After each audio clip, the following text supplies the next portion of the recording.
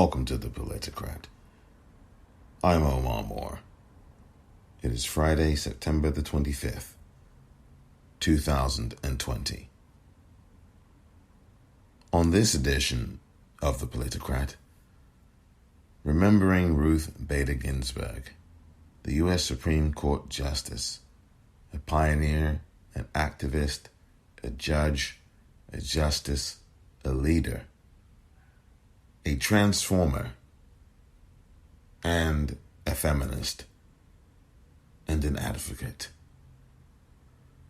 Her homegoing ceremony and her lying in state today inside the U.S. Capitol building, plus a conversation with Jim Galloway of the Atlanta Journal-Constitution. Next. From the narrow straits, I call out to you.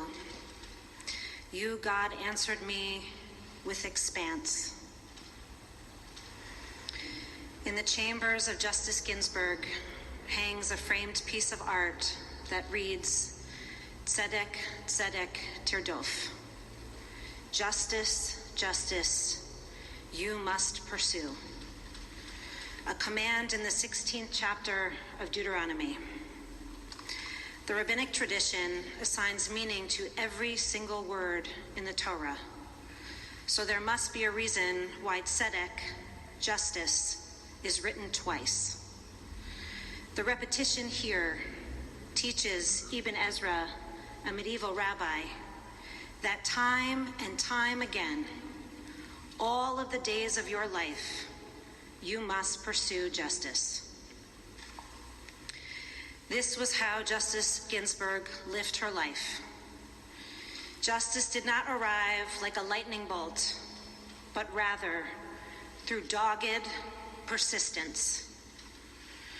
All the days of her life.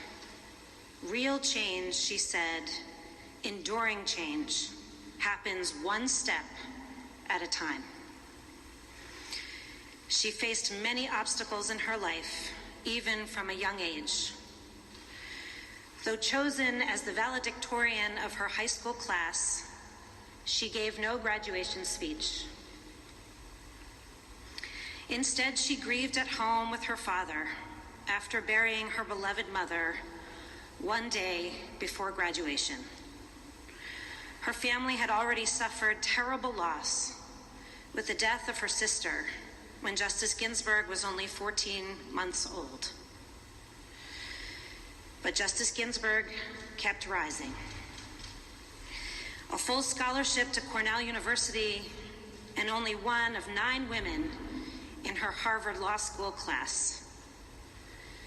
After transferring to Columbia Law School, she graduated first in her class, yet she could not find a job. No firm in New York would hire her because she was a woman. These obstacles didn't deter her. She pressed on. As she said in an interview with her dear friend, Nina Totenberg, and I quote, I get out of law school with top grades. No law firm in the city of New York will hire me. I end up teaching. That gave me time to devote to the movement of evening out the rights, of women and men.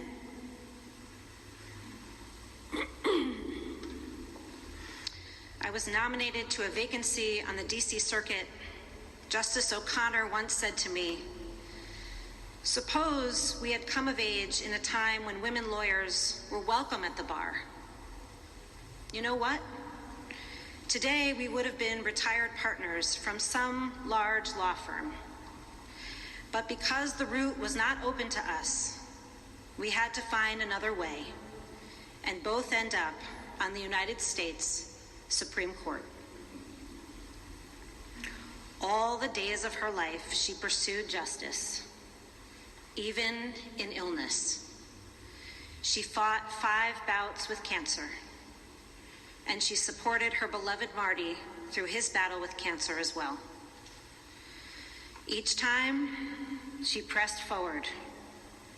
She returned to work, to the bench, to the court, with focus, each and every time. Tzedek, tzedek, tirdof. Nothing was given. Pursuing justice took resilience, persistence, a commitment to never stop. As a lawyer, she won equality for women and men, not in one swift victory, but brick by brick, case by case, through meticulous, careful lawyering. She changed the course of American law. And even when her views did not prevail, she still fought. In recent years, Justice Ginsburg became famous for her dissents. Despair was not an option. She said, and I quote, "Dissents speak to a future age.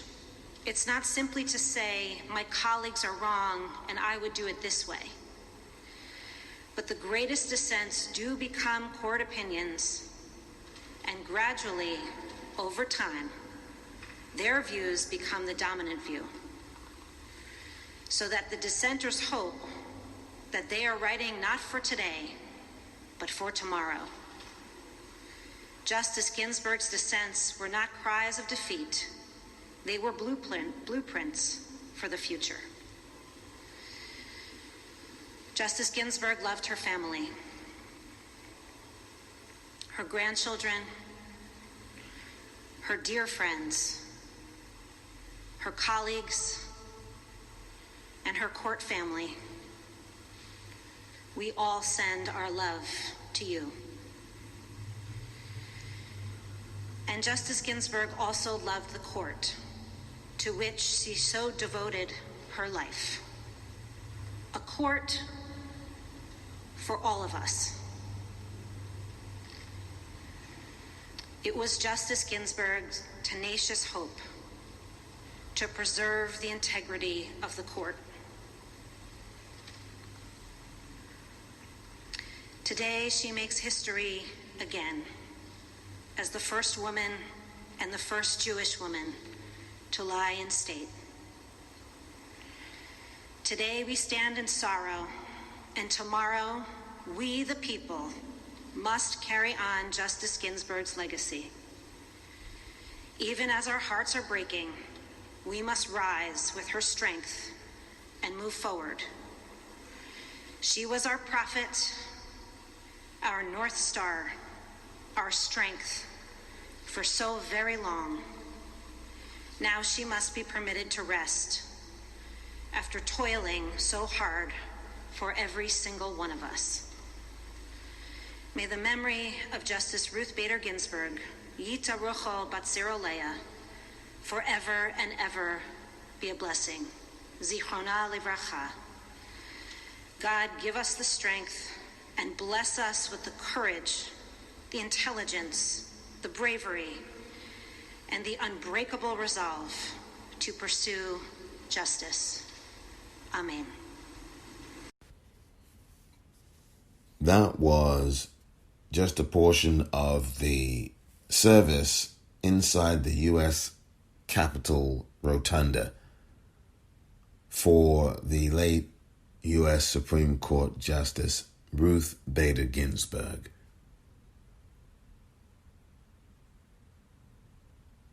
She became the first woman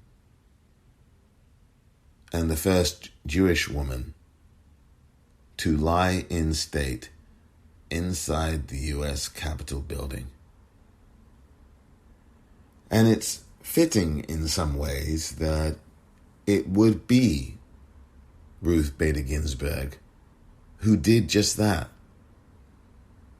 She blazed trails. She became the second woman to be on the U.S. Supreme Court. She graduated valedictorian of her classes. She was denied entry into spaces that men occupied and controlled. But as she so often said, in her own words, that while the pathways to power and to ascendancy and to a great career had been blocked for women, and blocked for her, particularly in this instance, and while a retirement from a partnership at a venerable white shoe law firm would likely have been the destination for Ruth Bader Ginsburg, there had to be another way around the obstacles. And that other way that she found took her all the way to the U.S. Supreme Court as a justice of that court. She had a 27-year career as a United States Supreme Court justice.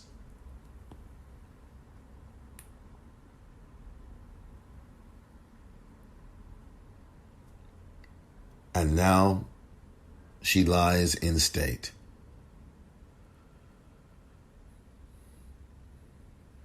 You heard from the Rabbi Lauren Goldblatt of the Adas Israel Congregation, a DC conservative group of rabbis and worshippers of the Jewish faith.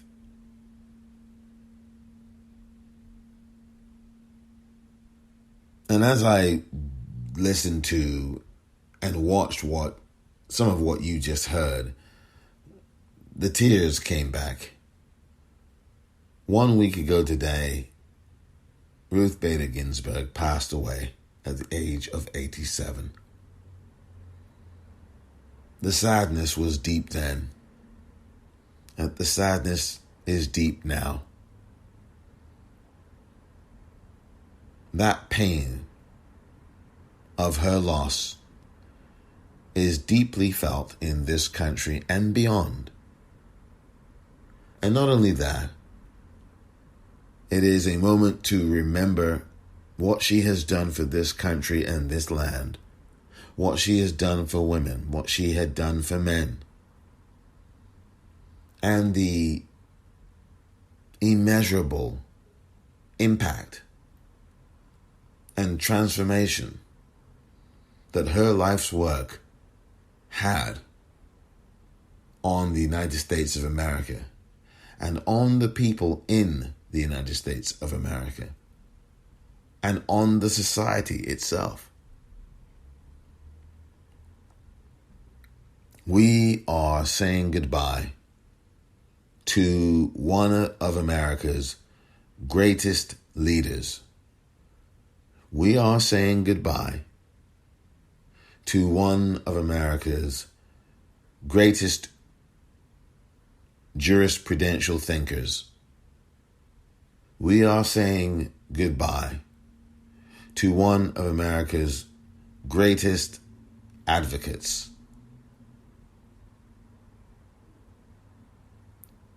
Ruth Bader Ginsburg was not just an inspiration. She was not just a leader. She was one of the touchstones of advocacy, and she was one of the touchstones of leadership, centeredness, and righteousness in the history of this country. There are only a small few that I can think of, one of them being John Lewis. One of them is also Ruth Bader Ginsburg.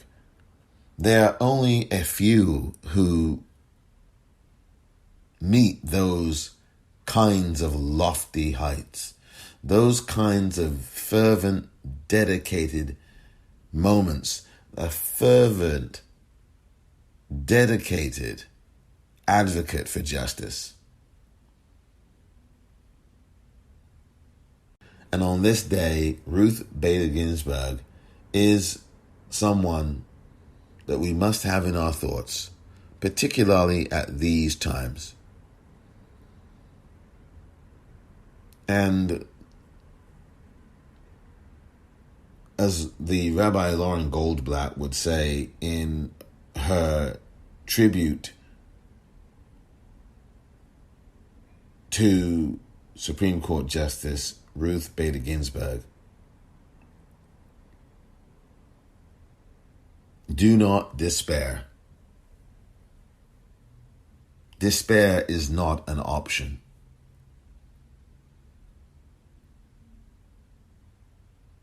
Rest in power.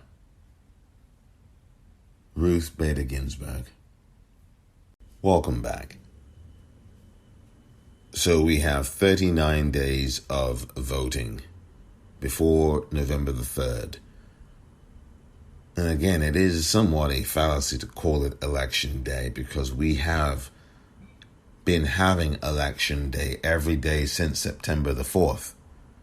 So for the last 3 weeks exactly now, we have been voting all across this country, or at least as more and more states hop on board. Wyoming, Michigan, Mississippi, Georgia, North Carolina, Minnesota, New York, Vermont.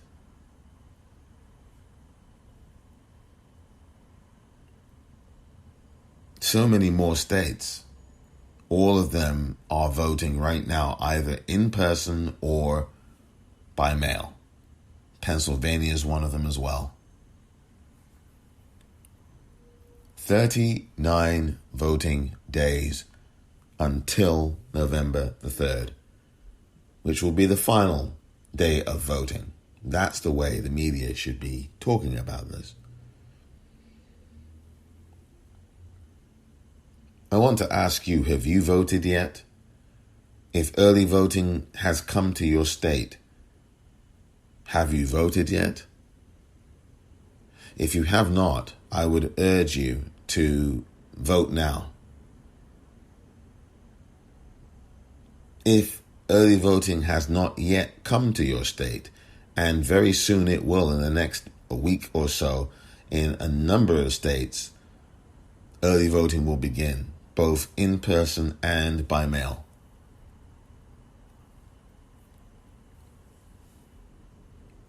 And if early voting is coming to your state in October, make sure you make a plan to vote on the first day of early voting. Make sure that you do that.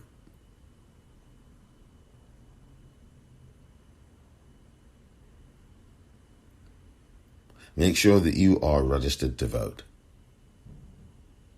Make sure that you check your voter registration. I have a list of all 50 states, secretaries of state and election commissions, etc., who have their official websites, and I have linked to each and every one of them, including to links where you can check your voter registration, links where you can actually register to vote, links to whether or not you'd like to be a poll worker or someone who can assist on November the 3rd, if not before that.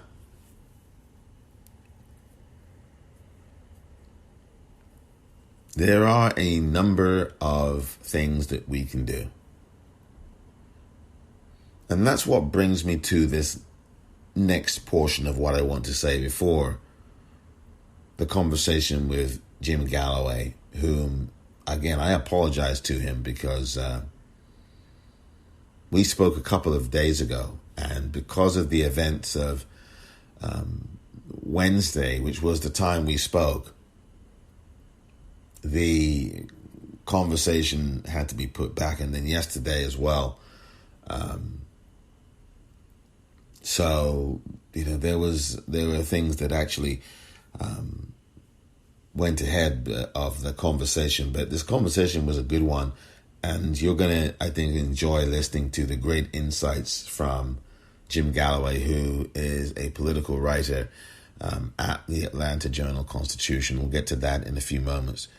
But the thing I want to get to right now is this.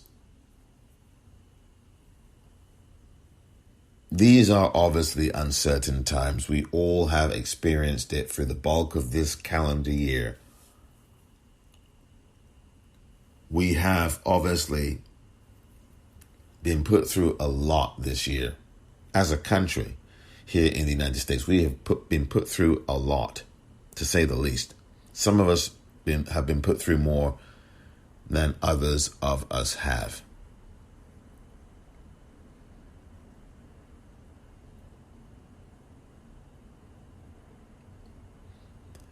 Of course, the recent concerns that have happened around the election and the noise that you're hearing in the corporate news media, some of it is not noise, it's genuinely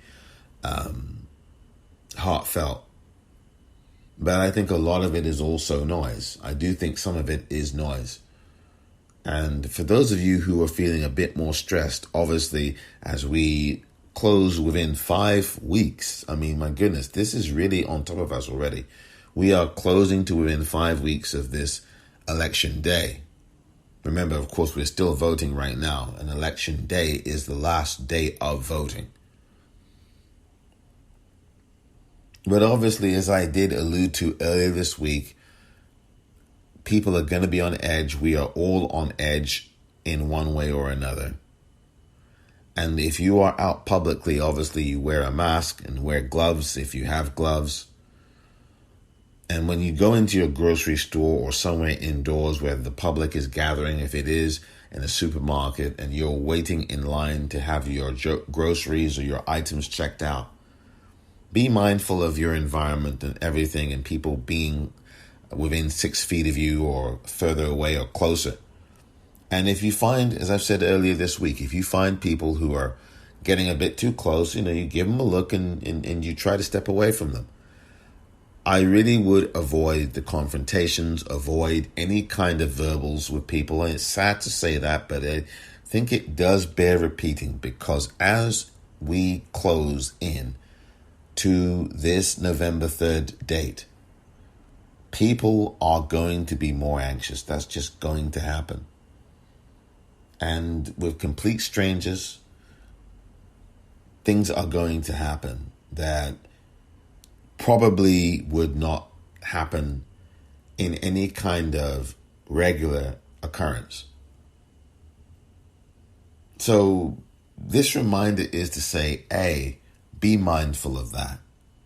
B, make sure that you avoid any kind of opportunity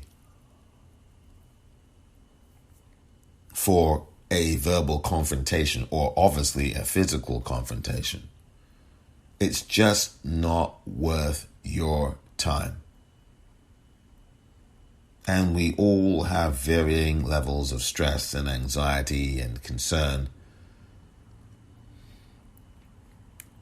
Remember, there are people who are looking to vent that concern in a negative way, who are looking to physically get involved in a confrontation or verbally do so in a hostile manner. We've seen that happen. Now, it's not a big group of people. That's what the media would make you think. There are people, just a small percentage, like there are in any town or any city, who are going to do something that is antisocial, that is not humane, that is something that is antithetical to what logic is. I'm not even going to say common sense anymore. I'm going to say logic.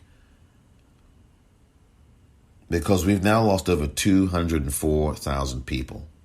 And logic dictates that you follow the science and that you wear a mask. There are people who don't believe in logic. There are people who think that this pandemic is not happening. Even though 204,000 people have died in the United States, and even though nearly 1 million people globally have died from this virus. And there's lockdowns in Israel, and there's a contemplated lockdown in the United Kingdom. There's certainly restrictions there. We've got these cases all over the country, here in the United States, in the youth, in young people, I should say. So we've got unemployment here. We've got 800 and some odd thousand people last week who filed unemployment claims for the first time. An economy that's in tatters. You've got Donald Trump who wants to get rid of your health care, wants to get rid of your Obamacare if you're someone on the ACA. There will be no protections for pre-existing conditions when Donald Trump finishes with all of this.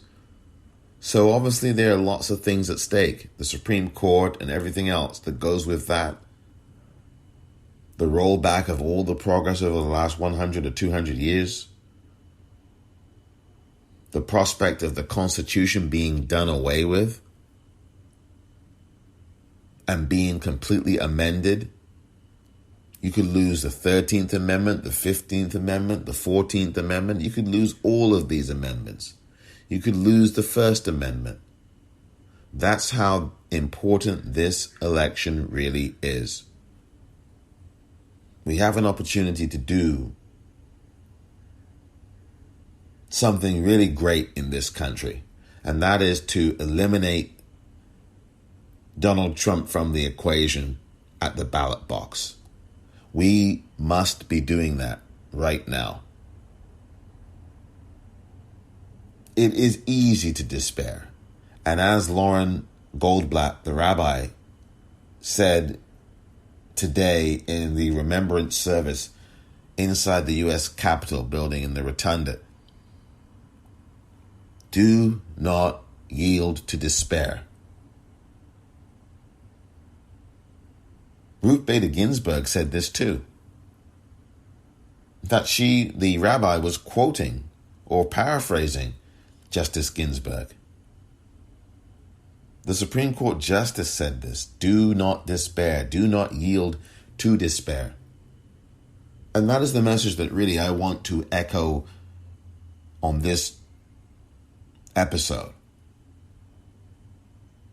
People are concerned. We're all concerned about this election here in the United States. And yes, there are very profound reasons to be worried about it.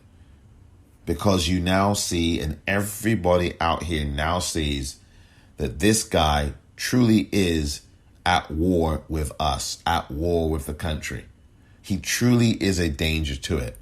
We have met the enemy, and the enemy really is Donald Trump and these Republican accomplices.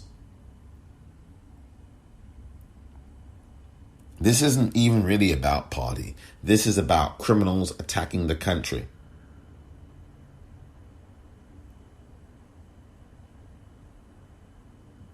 What Donald Trump is doing is more dangerous than what any ISIS person could do. What Donald Trump is doing is more dangerous, quite frankly, than any of these white racists who are running around in varying parts of this country. So yes, there's a grave reason to be concerned. But please, to all of those of you who are listening at this moment, please do not let your concern keep you. Please, please, do not let your concern keep you from acting. Do not let your concern about this election keep you immobilized from doing something. This is the opportunity right now for you to actually do something. Have your concern. Yes, I'm all for that. And maybe this sounds like a very male and patronizing thing to say. So, I recognize that perhaps what I'm saying may come across as patronizing.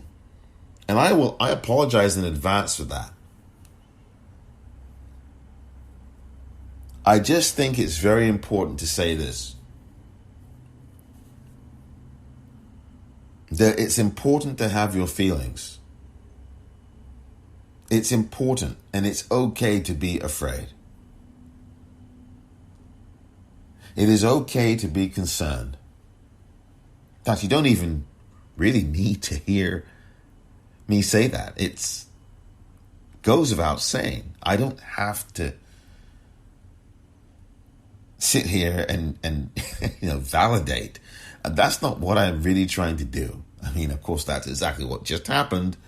But what I'm trying to articulate here is that with that concern and that fear and that uncertainty and that worry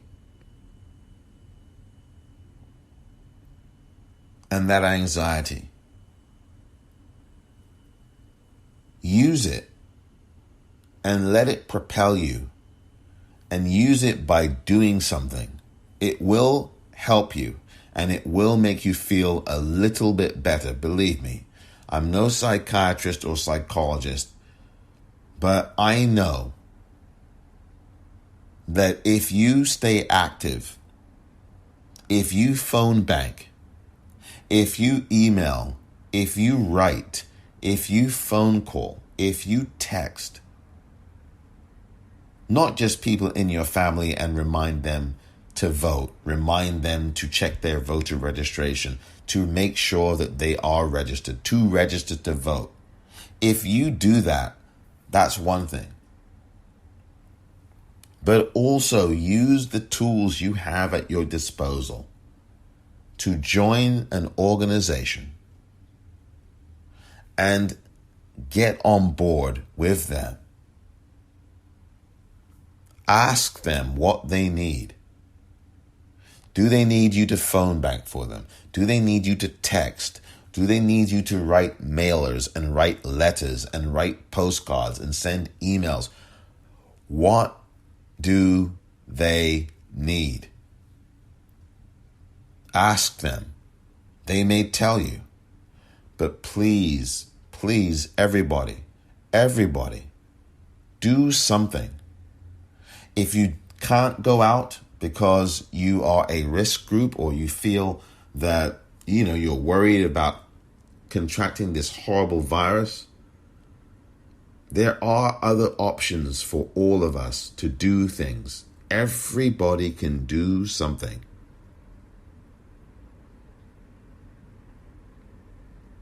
And for those of you who are saying, well, I really don't want to work with Joe Biden's campaign. I mean, I'm going to vote for him, but I'm not going to donate money to him, and I'm not going to do this. Well, here's something you should do. If you're someone who is going to vote for Joe Biden, but you just, for whatever reason, there's a percentage of people who may not feel comfortable donating to him or working for his campaign in some way or volunteering, well, there's a million other campaigns out here. Local ones in your city. Local ones in your town. Local ones in your municipality, in your state. You can get involved with those campaigns. Whether it's a campaign to elect the mayor of your town. Whether it is a campaign to elect the governor of your town. Your state. Whether it is a campaign to elect a city council person or a board of supervisors person or a local state senator. A state senator in your... there's a million campaigns you can get on board with. If you're concerned about the Supreme Court, remember, call Mitch McConnell and call these Republican senators. Just because Mitt Romney appears to be the end of this, he's not the end of this.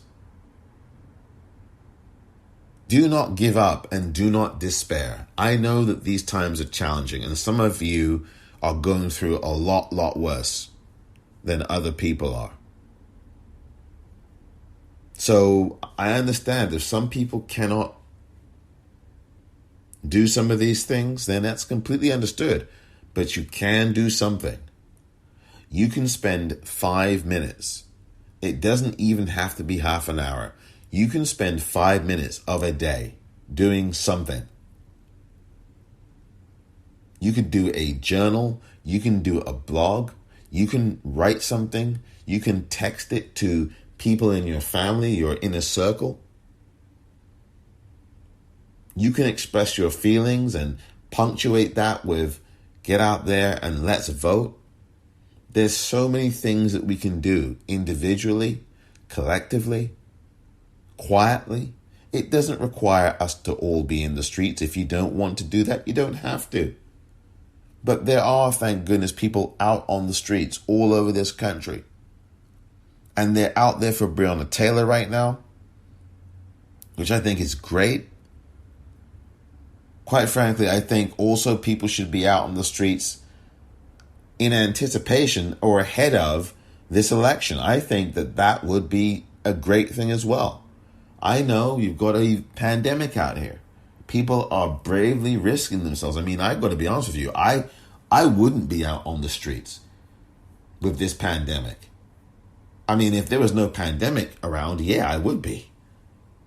So not everybody obviously can be in the streets or wants to be. But I did a video call the other day, a Periscope entry. And I thanked everybody who was in the streets and who continues to be in the streets around the country, across the country, on behalf of Breonna Taylor in the pursuit of justice and in support of her family. So I recognize that this is very challenging, but we can all do something. If you're concerned about the Supreme Court, you call 202-225-3121 and speak to all of these Republican senators, particularly the ones that are up for re-election. Cindy Hyde-Smith in Mississippi, Lindsey Graham in South Carolina, Tom Tillis in North Carolina, Susan Collins, you can call her and thank her in Maine. She says that she will not vote on this nominee, and the nominee is expected to be announced tomorrow, Saturday the 26th. Thank Senator Collins for not doing that. Thank Senator Lisa Murkowski of Alaska. Thank them both for that. But then for the rest of these Republicans, you know what you've got to do. You've got to call them. Just because the media says, oh, they've got the votes. Oh, we've got the votes. That doesn't mean that you stop calling them. If that's all you do between now and November 3rd, or between now and the end of the year, or between now and January 20th of next year, so be it. But you are doing something. Do not let despair completely freeze you. There's a line in Black Panther, the movie, of course, with the late, great Chadwick Boseman. From 2 years ago, that movie's was out in 2018. And there's a line spoken by one of the actors in the movie. And I forget now, my brain is... Denai Guerrero. Denai Guerrero's character says, what happened to him? Someone says, what happened to him? Because Black Panther gets involved in this fight and he's caught off guard. And Denai Guerrero, who plays one of the warrior strategists, one of the chief strategists in the Wakanda army, says in response to the question, what happened to him? And she says, he froze. We cannot allow despair to freeze us. And we cannot allow despair to keep us in a state of doing nothing. If you're someone who finds yourself despairing, if you're finding yourself concerned, if you're finding yourself anxious, if you're finding yourself worried, please try, if you can, try to alleviate some of that by doing something. It can be for 5 minutes. It can be for 10. It can be taking a walk and then coming back home if you have a roof over your head, if you're fortunate enough to have that, and then writing something. Write about how you feel. Write about what you're thinking. Write about the fact that you are scared, that you are concerned, that you are anxious, that you are worried. Write about your fears. Put that down on a piece of paper. Put that down on a computer screen. But please do that if you can, if you are able to. And then I promise you, if you spend 5 or 10 minutes after that making a phone call to an organization, searching one up online, and looking for an organization that's political, that aligns with the interests that you have.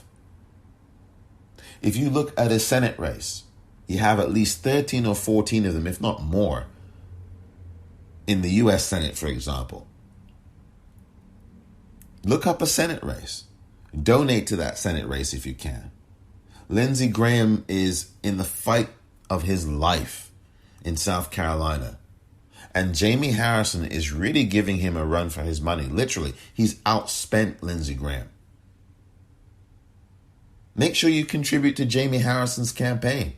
Make sure you go online to jamieharrison.com. J-A-I-M as in Mike, E, Harrison.com. Donate to him. Volunteer for him. Phone bank for him. No matter where you are in the country, you can do that. There's no law saying that you cannot contact a different campaign or a campaign from a different state. There's no law saying that you can't call someone in South Carolina if you're not in South Carolina yourself. You can do that. You can donate. You can email. You can volunteer. You can phone bank. Believe me, it will make you feel a little bit better. Now, I don't know what is going on in people's lives. I don't know what's going on in your life. I don't. I do not pretend to know or to have answers. But I do like to think that all is not lost, even with the pain and suffering that people are going through. All is not lost.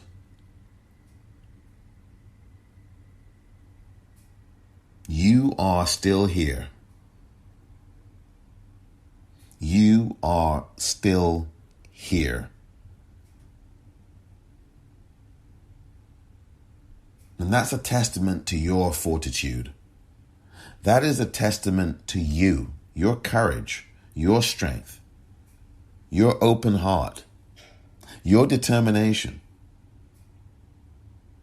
We must all see this through. This is our moment. Every generation or so, there is a moment that defines us and defines the course and future of where we will be. And right now, with just over 5 weeks to go, our moment has arrived. This is our future, and only we can shape it. And the way that we do that, not just now, and not just shaping it for ourselves, but for the generations to come, is to stand up, to be brave, to be bold, and to be fearless. We have a unique opportunity to end this reign of terror in the United States when it comes to this authoritarian dictatorship. It will not solve all our problems vanquishing Donald Trump and these poisonous people, these criminals. All of our problems will not be solved. But I can tell you that some of those problems will at least be eliminated or relegated or pushed aside. Because the fight continues, as people in the streets are telling you now. Breonna Taylor's life matters. Black women's lives matter. We can fight on multiple fronts and we do it non-violently, and we do it with organization, and we do it with phone calls and emails. We educate, we mobilize, we organize, we get voter turnout. We have to get voter turnout.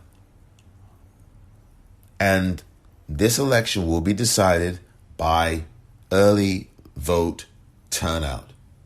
I guarantee you.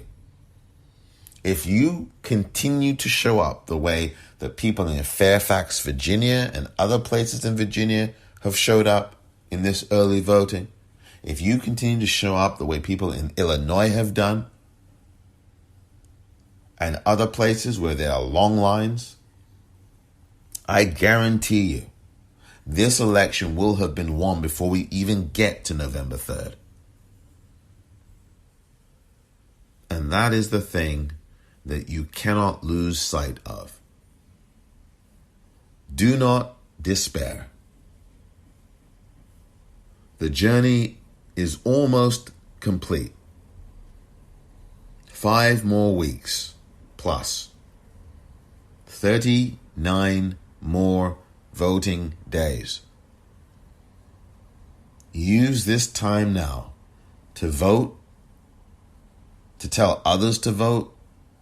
Make sure they do vote early, and I hope you have if you have been in a state that is already early voting. Make sure you go out and get your flu shot.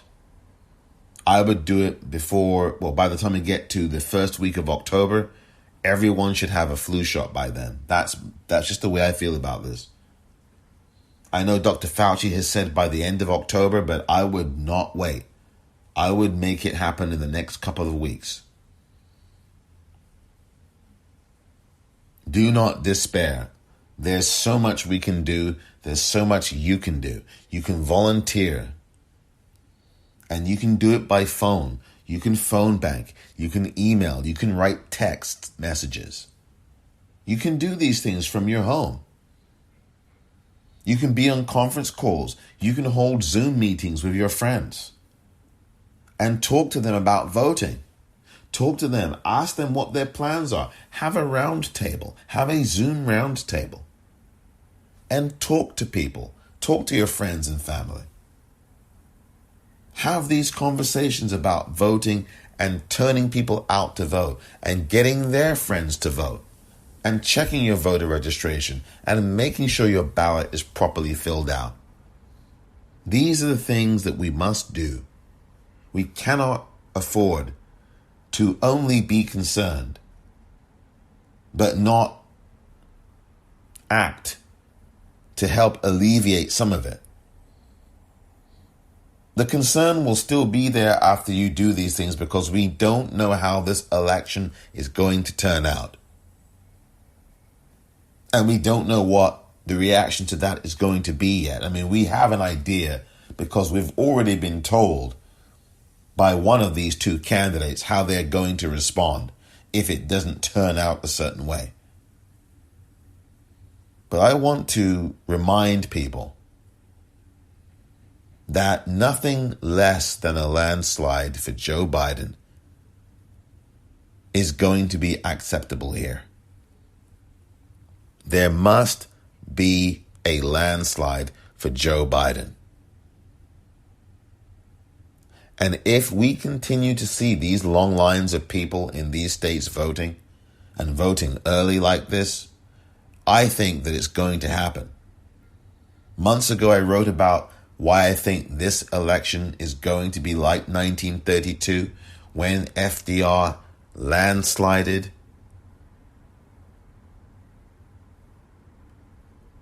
over Herbert Hoover.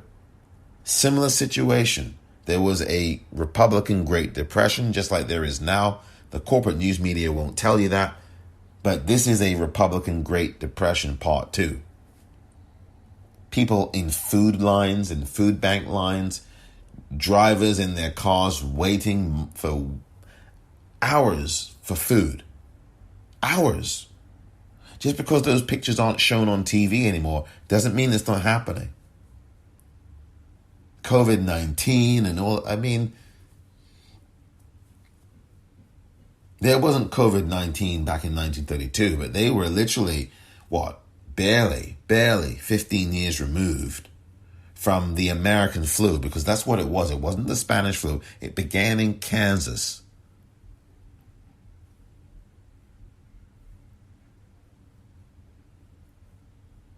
We have a responsibility now to make sure that however much fear, concern, or worry or anxiety we have, we've got to channel that into some kind of action in some way, shape, or form.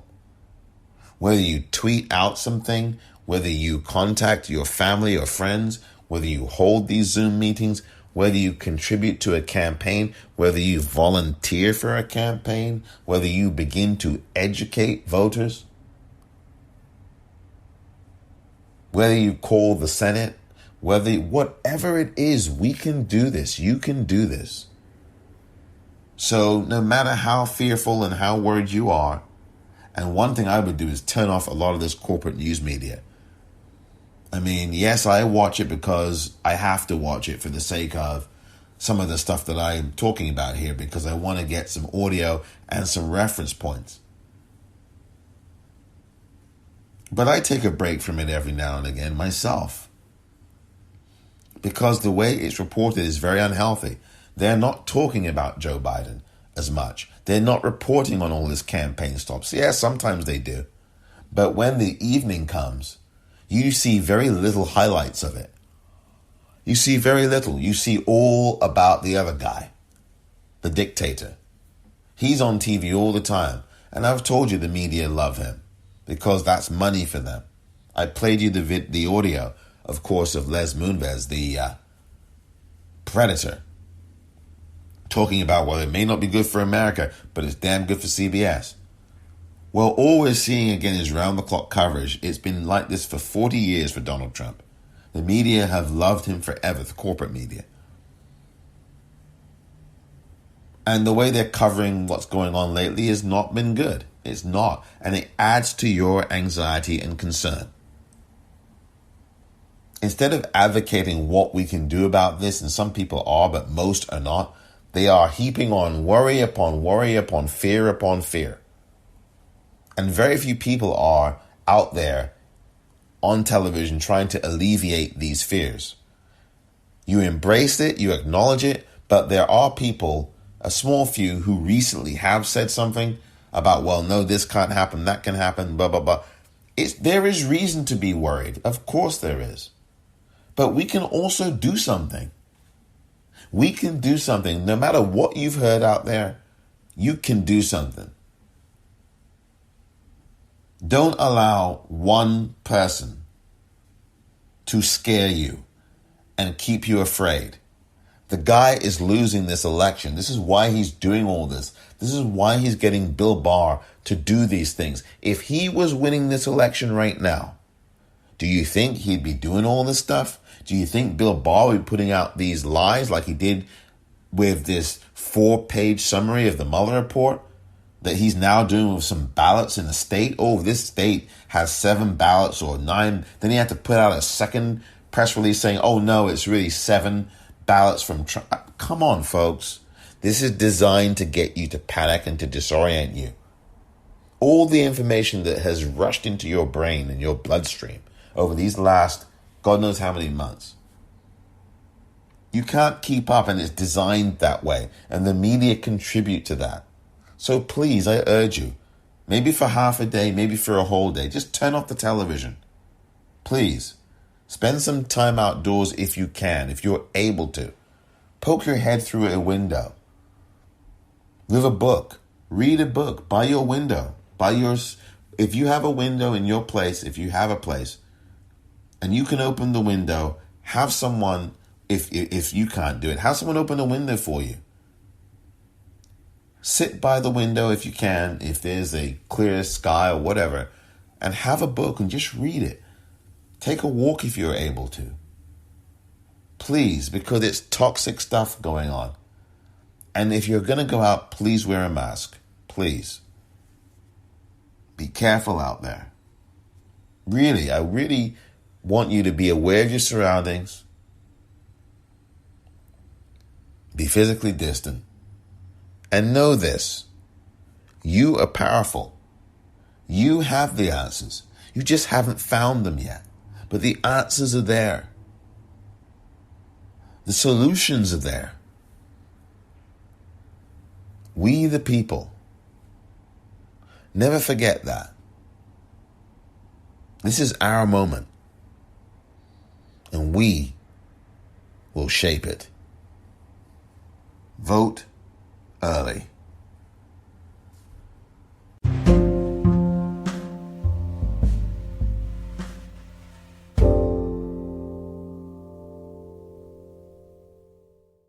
Just in case I did not make this clear, the news media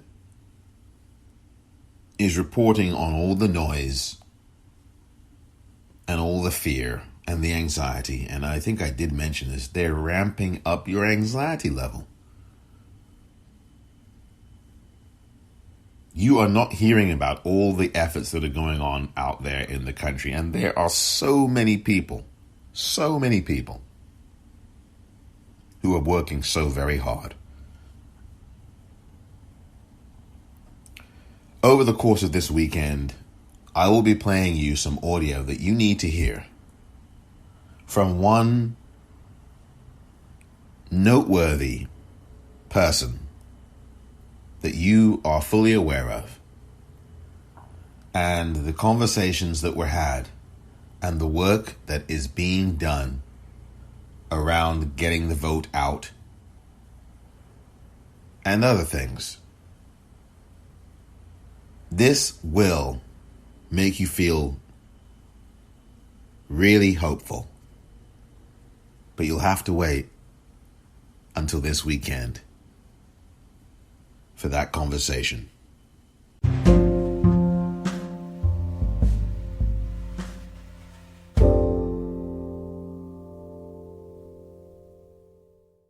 Welcome back. On Wednesday, I had a conversation with Jim Galloway. He is a seasoned political writer at the Atlanta Journal-Constitution. He's been there for just over 40 years now, and he is one of the great political writers of the scene of Georgia politics and Atlanta in particular. So I wanted to ask him about these two United States Senate races going on in Georgia. These are really incredibly fascinating races, one of which takes place, well, they both are going to be held on November 3rd, but one of them takes place between two people. The other takes place between 21 people. It really is a fascinating time in Georgia politics, and here now is my conversation with Jim Galloway, and I hope you enjoy it. I hope you're able to hear the audio. It's a slight audio modulation that was needed, but I promise you that the audio qualities that you will hear are good, but I also promise you that going forward, they will be improved upon. I can promise you that. So without any further ado, and my apologies to you, Jim, because this conversation was had 2 days ago, and because of the events that have happened, I felt it would be better to push back the conversation that we've had so that it can stand a little bit more on its own. And certainly I think that this is the time to do the conversation that we have. So here is our conversation. Jim Galloway of the Atlanta Journal-Constitution giving insights and his perspective on these two Senate races in Georgia. With me now is Jim Galloway of the Atlanta Journal-Constitution. He has been covering politics in Atlanta for over 40 years now, and has been observing the political landscape in the state of Georgia for quite some time. And I just want to say, Georgia is a fascinating place for politics right now, and it has been for a long time. We're going to talk today about these two U.S. Senate races in Georgia. You have so much going on in the state. We've had the killing of Ahmaud Arbery earlier in the year, Rayshard Brooks during the summer, the situation with COVID in the state, Governor Kemp, Stacey Abrams, so many things. But the landscape focus right now is these two races in the Georgia U.S. Senate. Thank you very much, Jim, for coming on and speaking today about these two races. Happy to do it, Omar. Thanks for having me. I started at the AJC back in the late 70s when the state was shifting toward Republicans, and it looks like I'm going to be able to survive until there's a good possibility that it begins shifting blue on November 3rd. So it's been an interesting 4 decades in Georgia. Wow. And I say that's not something that many people who listen to this particular podcast, or many people in general, would have thought about Georgia, that we really could be seeing that, Jim, that there is a possibility that the state can move to the Democratic column. We've not seen that for quite some time. We've seen, of course, the presidential race. The polling is suggesting a closeness there. I'm not a big fan of polls, but people do pay attention to them. How is that reflecting in these two races? On the one hand, in the first Senate race, there is David Perdue, who is the Republican who currently holds the seat, and his challenger is the Democrat Jon Ossoff. And of course, we can talk about that race first, if you wish, and then we can go on to the wild free-for-all special election race, which you've actually written about in your column, your latest column. So can we take the Ossoff and Perdue race? And there's a lot of things that have been going on there too, so particularly an ad that came out recently that Perdue put out. Yeah. If I could give your listeners just a brief history lesson. Yes. Just on what's happening. Georgia, and this goes back to Jimmy Carter when he was governor in 1970. In the days after the Voting Rights Act, Georgia Democrats put together a biracial coalition made up of urban black voters and older white rural voters down through the state, and they were able. It was a very successful alliance, and it survived long past any other southern state. The Democrats maintained control in Georgia far longer than any other state in the deep South. It survived till 2002 or so. We had a fight over the state flag, which was dominated by the Confederate battle emblem. Roy Barnes brought it down, and a lot of rural white voters shifted over into the Republican column. And what's happening now is you have that rural Georgia is depopulating. It's losing population. God just isn't making enough white people here, so to speak. And you had an influx of African Americans coming back from the north, where their parents and grandparents moved after World War II. They're coming back south. You've had an influx of young white people in there, and they're forming this new coalition that's urban suburban. And that's what's behind the change. The best we had. I know you're right to be skeptical about polls. We had one. The paper had one out yesterday, a new one that showed Joe Biden getting 29% of the white vote in Georgia. He and Donald Trump are tied, according to the poll, 47-47. But Biden is getting 29% of the white vote. That's important because if you're getting 85 to 90% of the black vote, and you put that with 30% of the white vote, that's the old ruling formulation for success, for Democratic success in Georgia. So you've got this shifting demographic that's been happening over the last 20, 30 years, and that's what's driving both of these U.S. Senate races.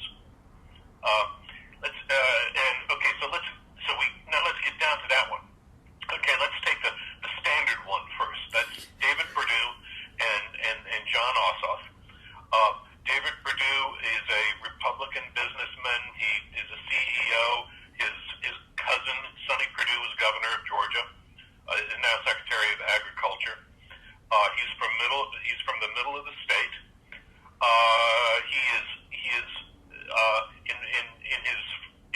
In the last 3 years ago, he was very, very much tied to Donald Trump. He's not doing that so much anymore. Because what you have is the margin for Republican victories is just shrinking so much.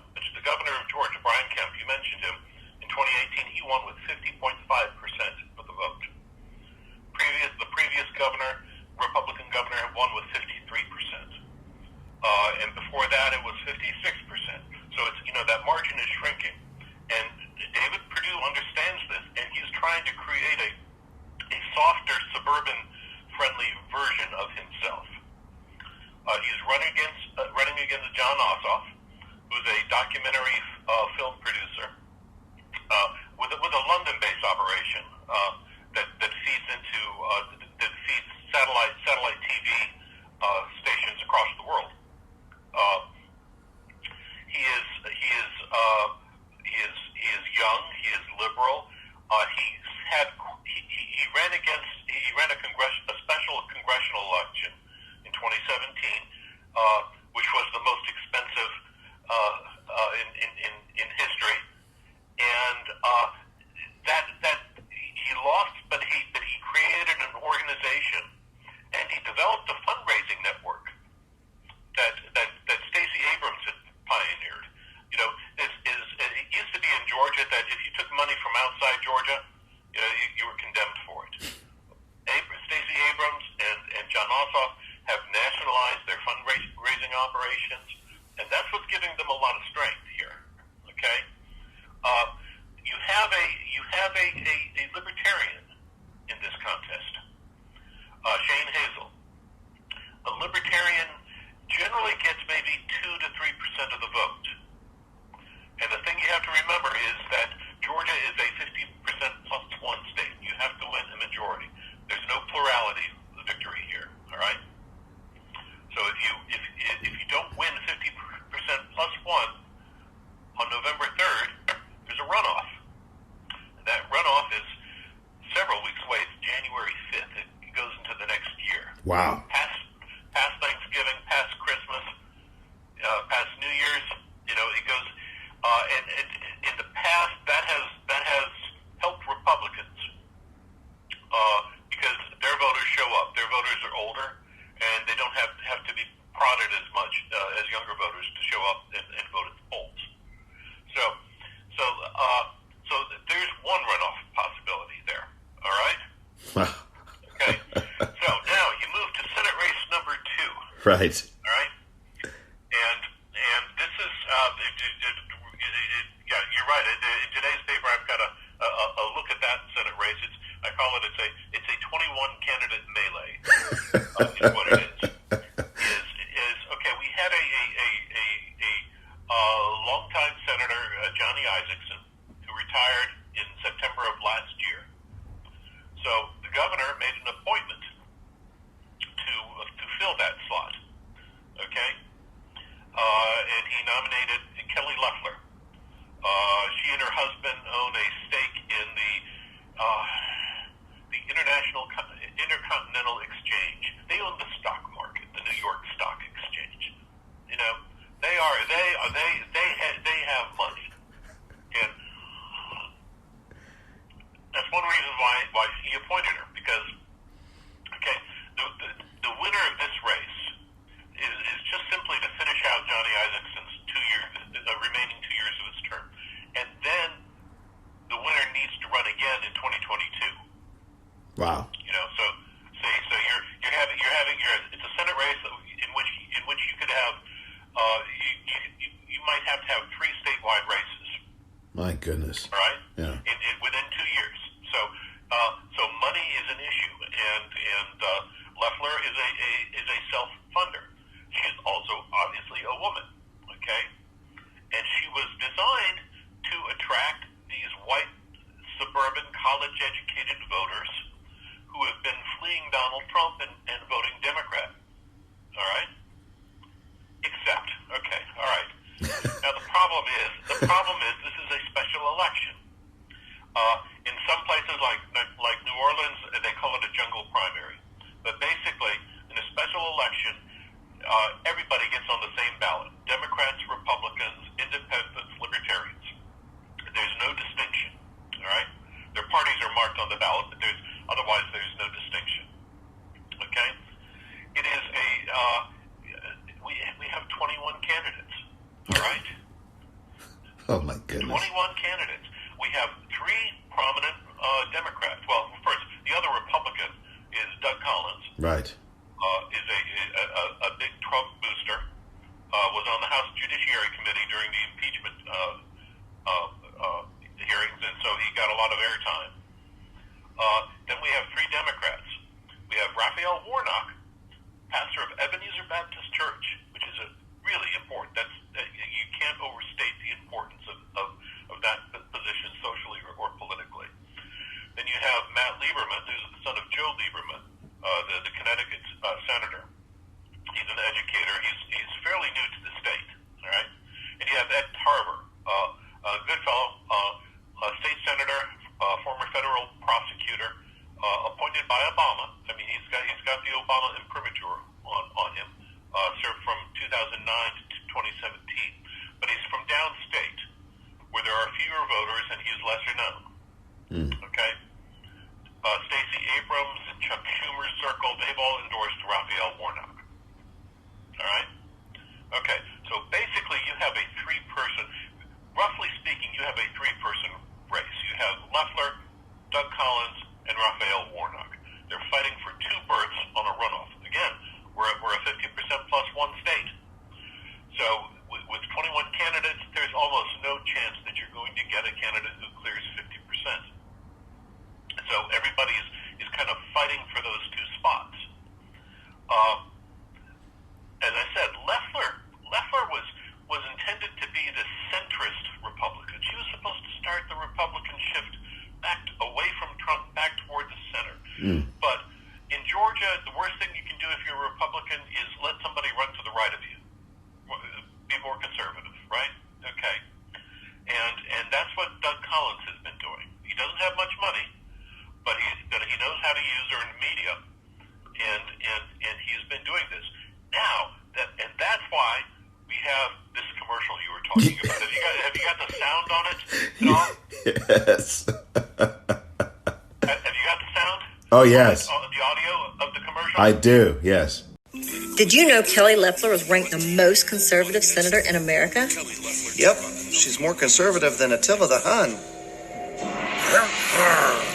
Fight China. Got it. Attack big government. Yeah. Eliminate the liberal scribes. More conservative than Attila the Hun. Uh-oh. Kelly Loeffler, 100% Trump voting record. I'm Kelly Loeffler. I approve this message. But basically, it is a 30-second spot in which Attila the Hun is barking orders, grunting orders to a scribe, and and the point of it is that Kelly Loeffler is as conservative as Attila the Hun. Which, I don't know about. That's not a message for the suburbs. Right. Right. You don't find college-educated white suburban women who you're trying to get that you don't have them saying, "Gee, I wish my husband were more like Attila." Right. Or I wish I were more like, right. Genghis Khan, maybe, I don't know.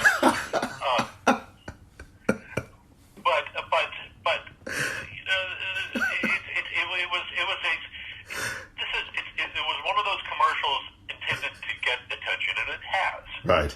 And it's also intended to invite a certain amount of levity into the conversation, which it probably does, except for the fact that the last order that this Attila the Hun barks is to eliminate liberal scribes. Right. Oh dear. I have to ask you something here, because I don't know if voters in Georgia are taking note of this. What impact is any of the stories around the alleged insider trading, or the allegations of it surrounding Senator Loeffler? Is there, in your mind, do you get a sense that any of that from earlier in the year is playing on or impacting this race in any way? Absolutely, it is. It is. Both Loeffler and David Perdue have had to defend themselves on that topic because they both made trades in the early stages of the pandemic. Doug Collins has gone after Loeffler on this. What's interesting is Loeffler characterizes these attacks on her stock trades as coming from the left, but they're not. They're coming from Doug Collins on the right. And there's a populist element to the Republican Party in Georgia, and that populist element, they're suspicious of rich people. They don't have stock portfolios. Maybe they've got something set aside in a 401k, but probably not. Many of them don't even have health insurance. We rank way up there in the number of people who are uninsured that way. So there's a large section of lower middle class to poor like Georgia that looks on this and doesn't quite understand why this is the right thing. This is the right thing to do. I should mention that that the Senate Ethics Committee has looked at both of the trades by both Loeffler and Perdue. They have found nothing wrong. That doesn't mean that they're that's different from being morally right. Right. And that has left some room for both for Collins to go after Loeffler. Democrats are happy right now just to let him do that. If Warnock gets into a race against Loeffler, he'll go after her for that. John Ossoff right now is going after Perdue very hard on that particular issue. Interesting. And as these... But the bottom line, yes. The bottom line in all of this is you could have two U.S. Senate races in Georgia on the ballot January 5. 2 months after the presidential election, and if that's the case, the Senate could be hanging in the balance, and control of the Senate could be hanging in the balance there. And that's something that's really fascinating because, of course, you've got the U.S. Supreme Court situation, you've got the reality, and this has been reflected in a lot of these other Senate races around the country, that Donald Trump is dragging down a lot of the Republicans who are running in these states, particularly these key states that he needs to win. And in other states, that could be a huge problem for his chances, certainly, given everything that we've seen. And now the Supreme Court situation comes in. In fact, as we speak, of course, tributes are being paid to the late Supreme Court Justice Ruth Bader Ginsburg. She is lying in repose at the moment in the Supreme Court and will be for the next day or two. And all of these things are converging like this. Jim, what are your assessments of this? You just talked about that you could have two Senate races in the state of Georgia going into the new year. Plus, we've got this imminent announcement of the next woman to be nominated for the court. What are your comments on all of this? Well, first of all, it looks like we're headed, from what McConnell and everybody else is saying, it looks like we're headed for a vote before November 3rd. All right? And that tells me that Senate Republicans are willing to suck up any kind of blowback that comes on November 3rd as a result of that. Because you've got Cory Gardner in Colorado, you have McSally in Arizona, who's pretty much gone anyway. Susan Collins could be lost on that. It's possible that this could hurt David Perdue in Georgia.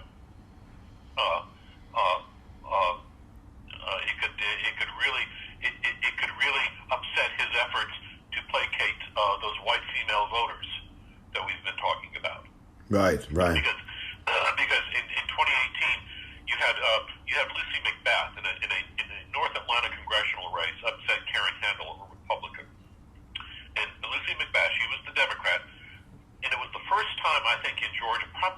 about 20 years that we have had a Democratic candidate campaign on pro-choice issues overtly. Wow. It's one of the most overlooked aspects of that campaign that year. So I think this it could be a sleeper issue. Now what's interesting in Georgia is that on these after races, this January 5th race, it could be wholly dependent on who wins the White House. We've had these things back in the past before, all right? Last time we had a Senate runoff in 1992 when Bill Clinton won the White House, correct? Yes. Okay, and as a result, you had a Republican backlash, and it cost the incumbent Democrat Weish Fowler his Senate seat. Wow. In a runoff. Okay. So if Biden wins the White House on November 3rd, you could have a Republican backlash in both of those Senate races. If Trump wins on November 3rd, I can guarantee you will have a far more motivated Democratic electorate on January 5. Wow. And which could pose problems. You get into a different rhythm once you get past November 3rd. Very, very interesting indeed. I just want to ask you one other thing because we just got a couple more minutes. I don't know if you're willing to put yourself on the line here and say, how do you see these races going? Obviously, we won't know for a while based on what you've been saying, but how do you evaluate the chances of A, the Republicans holding on to power in those two seats, and B, whether you could see someone like a Warnock doing something in terms of really trying to get that seat, or John Ossoff on the other race against David Perdue? How do you assess all of this?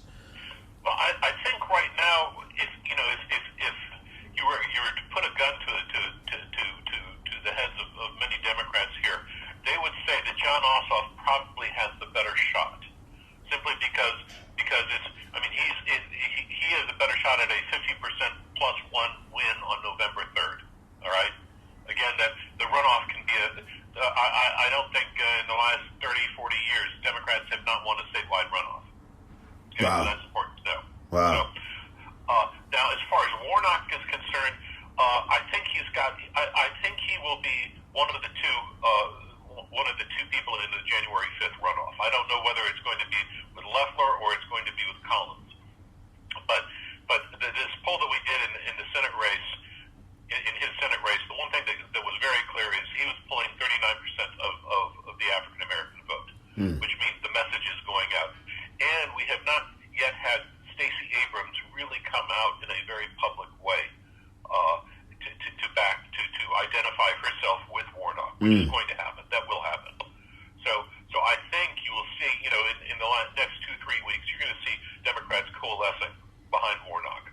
Wow. What's interesting is you have just 2 nights ago on Fox News, you had Tucker Carlson singling out Warnock and his sermons that he's delivered from Ebenezer, in much the same way with that. I'm sorry, I'm blanking on Obama's pastor back in Chicago. Oh, Wright, Mr. Wright. Yeah. Jeremiah. Yeah, I believe so. Yes. Yeah. Okay. All right. And that tells me that Republicans are looking at Warnock too as a likely candidate in the runoff. Very interesting. Wow. Well, that is quite that is quite an imbroglio of possibilities in these two Senate races. There's so much going on in the state of Georgia. And by the way, for those of you who would like to follow Jim on Twitter, Jim, can you please give everybody your Twitter handle, please? I'm at Political Insider. Drop the E. Okay. Jim Galloway, thank you so very much for your insights and expertise and covering the state of Georgia and Atlanta politics and everything else in Georgia concerning politics. I really do appreciate your time. Thank you very much. I very much enjoyed it. Let's do it again. We will. Thank you, sir. All right. Bye-bye.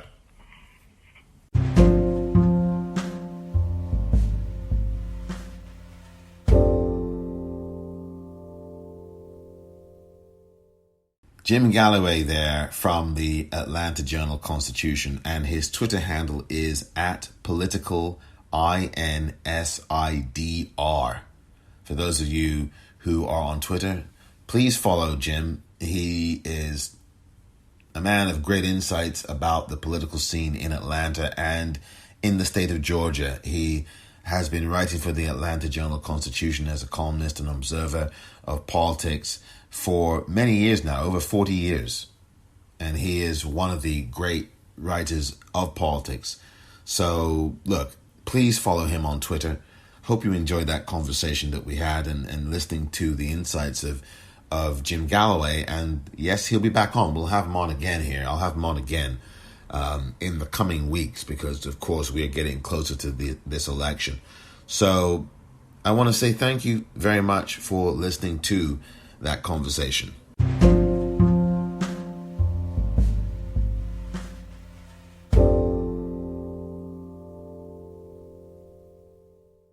By the way, for those of you on Twitter, have you been noticing some strange activity on Twitter regarding your account? Have you noticed that you may have lost a whole load of followers, depending on how many followers you had? It may have been only a few, maybe 5 or 10. And then those followers didn't then come back. Have you noticed any of that? Have you noticed any strange activity with your likes disappearing or your likes being reduced and then coming back?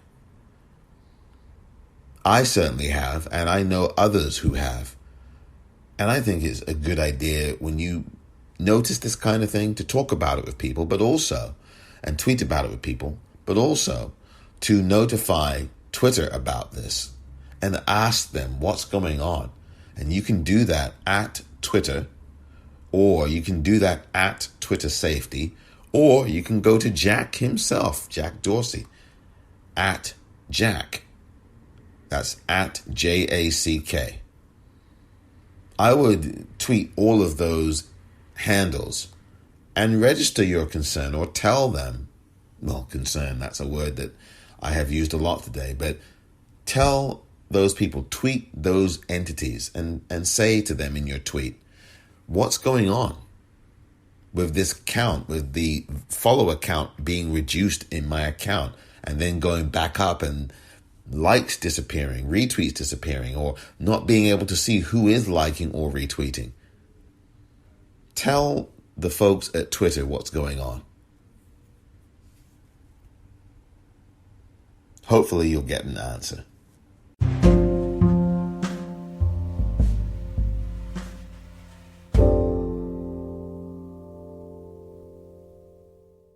Thank you very much for listening to this edition of The Politicrat. I'm Omar Moore.